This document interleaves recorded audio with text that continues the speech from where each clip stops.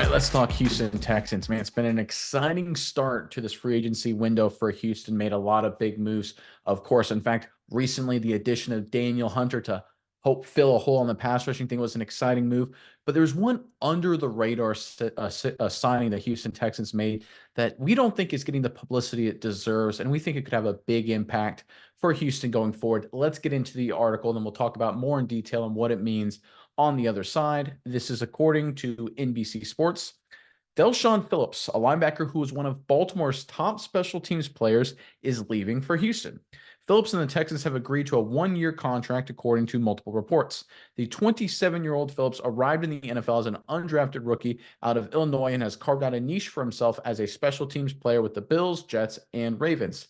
Last year, he played 79% of the Ravens' special teams snaps, most of any player on the team in 2023. Phillips also played 7% of the defensive snaps.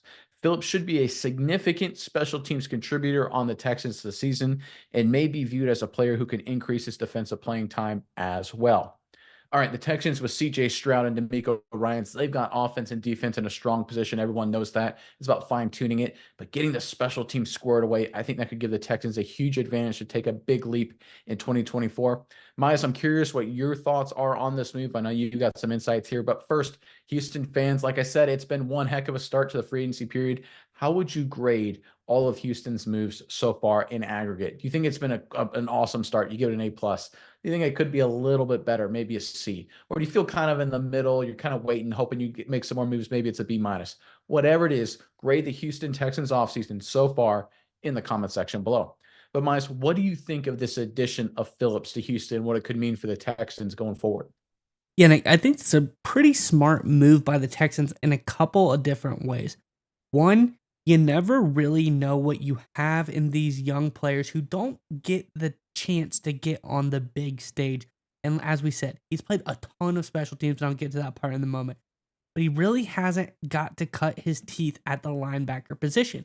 And who knows the linebacker position? None other than D'Amico Ryans is well versed in what it takes to be a good linebacker in the NFL.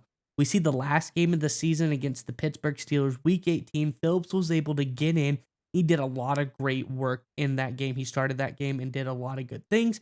Most notably, he had a 90 coverage grade per PFF, who is great coverage linebacker so far early on in his career, and he played admirably in the games where he has got some playing time. So I think in that aspect, maybe there's a hidden gem there as far as a potential depth linebacker that you can bring in games and get a guy to come in. But that's not really where he shines. Where he shines, as you alluded to, and as the article alluded to, is in special teams. This is a guy that has an 85 PFF grade on special teams. He has killed it all year. Been absolutely phenomenal. And who would know better than the Houston Texans, the first game of the season where he had one of his best special teams performances of the year, an 80.3 PFF grade on his special teams. Really did great job, kept his lanes, was great in coverage. They just did everything that you needed a guy to do all over. And this is a guy that can play all aspects of special teams, whether it's kick return, kick coverage, punt return, punt coverage, field goal block, punt block, kick block, anything. He plays every single position for Baltimore. As I said, played 79% of their snaps. He goes in on any team and makes them better. And why is this important? It's because Houston Texans tied 12th for special teams last season. About middle of the road, upper middle of the road. What makes you better on special teams? Getting that one key player in there that can get you over the edge, get you into that top 10 level of guys. This is a kind of guy in Del'Shawn Phillips that can really get you there.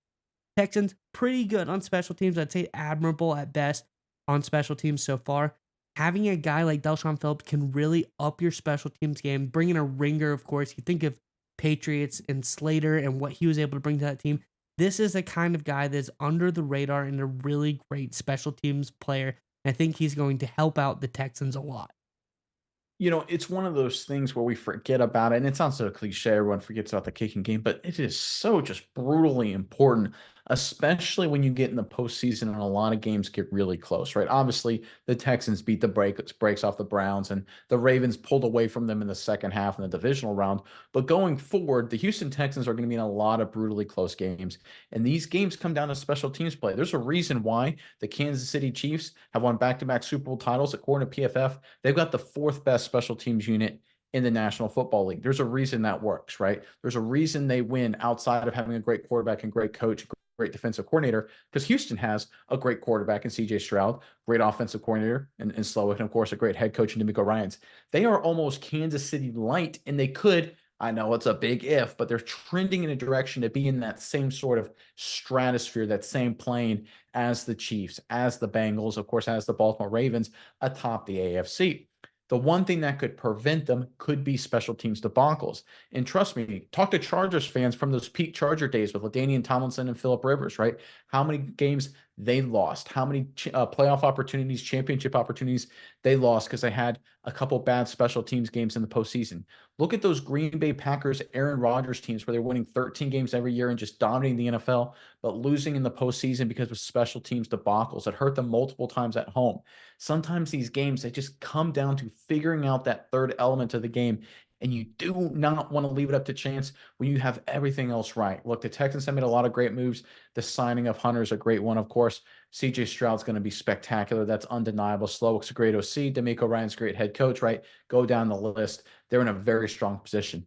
But the one thing that can derail your opportunities if you're Houston would be issues in the special teams game. We've seen it hurt teams like the Buffalo Bills in the past. You don't want to follow down that path because your title window is right now. You've got CJ Stroud, all-pro quarterback, Pro Bowl quarterback on that rookie deal. Take advantage of this window. Make sure you get some deep playoff runs in there, and signing a guy like Phillips will help Houston do just that.